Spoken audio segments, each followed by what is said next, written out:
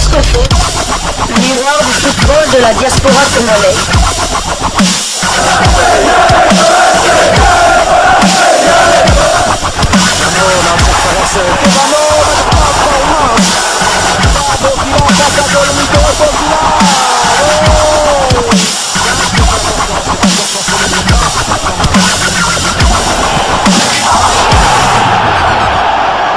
Foot, le miroir du football de la diaspora congolaise. Vous êtes sur Diasco Foot, le miroir du football de la diaspora congolaise. Diasco Foot vous dit bonjour, tout le plaisir est pour nous de vous retrouver, mais surtout de savoir que vous êtes nombreux en train de suivre votre chaîne YouTube dédiée uniquement aux footballeurs de la diaspora congolaise. C'est l'heure pour nous d'échanger avec vous sur quelques informations qu'on a pu récolter pour vous concernant certains de nos internationaux. On peut parler des binationaux aussi, surtout qu'on est à quelques jours de cette prochaine échéance qui nous attend, le début des éliminatoires de la Coupe d'Afrique des Nations Côte d'Ivoire 2023. Il est donc important pour vous d'être informés sur l'état de forme de nos léopards qui ont terminé leur saison pour certains, qui sont en tout cas en passe de les terminer. Alors nous allons débuter avec cette actualité par l'Angleterre. L'Angleterre où un déplacement tranquille pour Brentford de l'international congolais Yohan Wissa sur le terrain d'Everton avec cette victoire 2 buts contre 3 hier dimanche 15 mai à l'occasion de la 37e journée de la première ligue anglaise. Titularisé en attaque, l'international congolais Yohan Wissa n'est pas resté muet. Le Léopard a inscrit le 2e but de son équipe.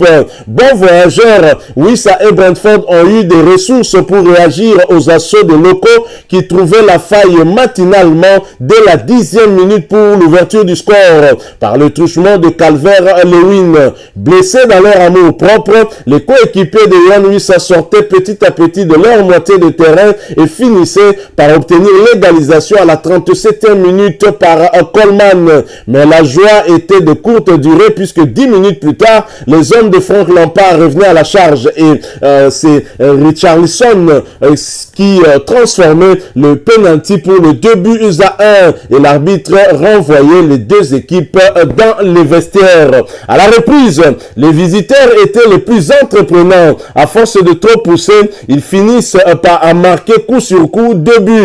D'abord à la 62e minute par le truchement de l'international congolais Yohan Wissa qui remettait les pendules à l'heure. Ensuite, 2 minutes plus tard par Henry qui offrait la victoire à son équipe. Si Brentford est assuré de jouer en première ligue la saison prochaine, le maintien étant assuré, les Toffees devront garder leur souffle jusqu'à la dernière journée pour assurer leur maintien. Voilà donc très belle performance pour l'international congolais Yohan Wissa qui vivait là, en tout cas on va dire, une première expérience pour lui en première ligue. Lui qui était venu de Lorient, il est habitué à ce genre de mission, c'est-à-dire maintenir l'équipe en première division. C'est ce qu'il avait réussi à faire avec le FC Lorient avant de quitter ce club pour justement aller du côté de l'Angleterre. Et Brentford, qui était un club promu, était en difficulté à un certain moment, mais grâce aussi, entre autres, à début de l'international congolais, parvenu à se maintenir. Alors cette belle victoire, bien évidemment, n'a pas échappé à l'international congolais, qui n'a pas manqué de publier certaines de ses photos de ce match. Bien évidemment, sur sa page Facebook, il publie juste ce message: beau dimanche. Oui, il y a de quoi dire beau dimanche. Le dimanche était très clairement très beau pour Yohan Wissa et ses coéquipiers qui ont réussi à battre l'équipe d'Everton, ancien club de Yannick Yalabolazi. C'est le club où l'international congolais s'était blessé lors du match qui opposait son équipe, son ancienne équipe bien évidemment, à Manchester United. Il a été touché par l'international français Anthony Martial. Alors nous poursuivons avec ces quelques informations et nous restons en Angleterre où Watford sombre encore face à Leicester. Edo Kayembe était titularisé pour ce match à domicile. Malgré leur ouverture du score, les Hernais n'ont rien su faire face à Leicester qui a remporté ce match sur le score de 1 but contre 5. Score lourd donc qui humilie Watford mais qui n'a pas trop de conséquences au niveau du classement puisque Watford est déjà relégué en Championship. Cette équipe qui était également promue en Première Ligue n'aura pas su se maintenir en Première Division anglaise comme l'a fait Brentford et Yohan Wissa et Edo Kayembe, l'international congolais qui jouait pour la seconde fois d'affilée ce match en tant que titulaire. C'était son 12e match de la saison en Première Ligue.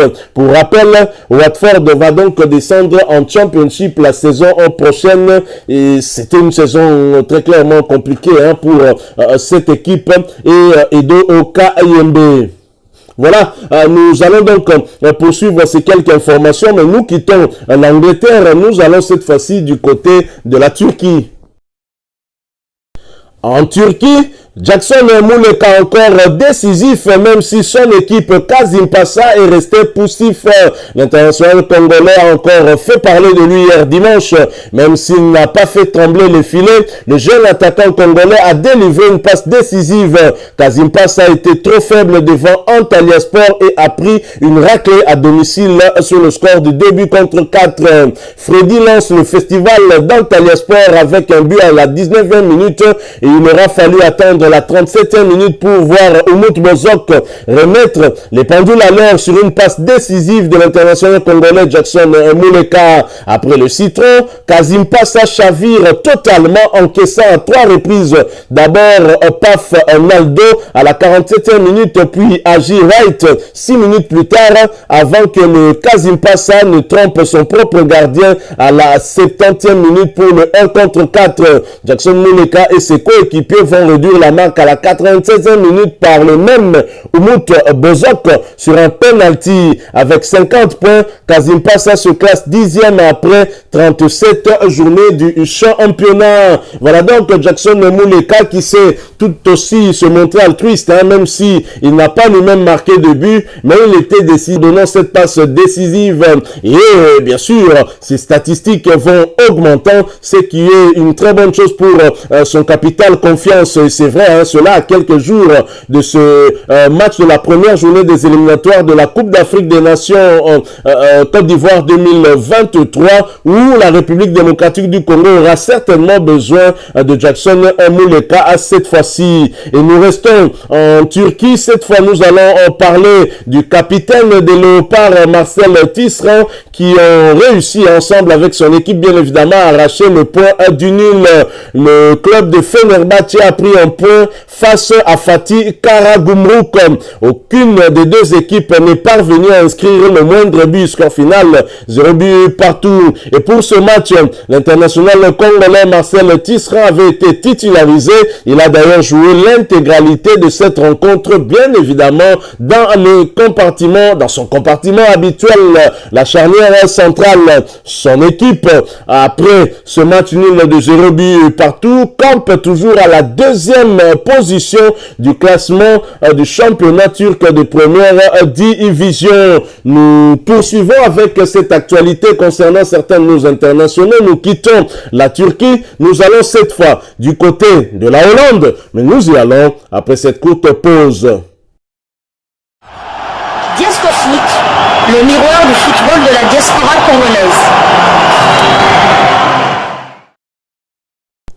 En Hollande, Jonathan Okita et son club perdent à domicile. Le Net Nimeg s'est incliné face au Fortuna Sittard sur le score de 0 but contre 1. L'international congolais Jonathan Okita, qui était titulaire, n'a pas joué toute la rencontre puisqu'il a cédé sa place à la 86e minute. Il s'agissait du dernier match du championnat hollandais. Du côté des visiteurs, Martin Anga a joué l'intégralité de cette rencontre tandis que l'international congolais Jordan Botaka était resté sur le banc durant toute la partie. Nimeg termine la saison à la 11e place et le Fortuna Sittard à la 15e place du championnat hollandais de première division. C'était un match décisif pour le Fortuna Sittard qui se battait en tout cas pour le maintien et qui aura réussi cet exploit sur le terrain de Nek Nimeg de Jonathan Okita. Donc voilà, c'est quelques informations que nous avons voulu partager avec vous concernant certains de nos internationaux en prévision de cette échéance qui nous attend le 4 juin prochain, la première journée des éliminatoires de la CAN Côte d'Ivoire 2023, et vous êtes donc dans le besoin d'être informé sur l'état de forme de certains de nos internationaux. Voilà pourquoi nous vous avons proposé ces condensés de l'actualité de certains de nos internationaux qui ont évolué ce week-end, notamment hier dimanche. Alors si vous avez aimé ces sujets, laissez-nous un maximum de j'aime. Merci de partager avec nous votre point de vue en nous le laissant à travers un commentaire. Vous êtes nouveau ou ancien, que vous ne vous êtes pas encore abonné sur cette chaîne Diasco Foot, parce que nous sommes le miroir du football de la diaspora congolaise. Eh bien, n'hésitez pas, abonnez-vous et n'oubliez pas d'activer la petite cloche de notification en cliquant tout simplement sur celle que vous verrez apparaître dès que vous serez abonné. Encore une fois, merci à vous, avec espoir de vous retrouver bientôt dans un autre sujet d'actualité. En attendant, portez-vous bien et Diasco Foot vous dit au revoir.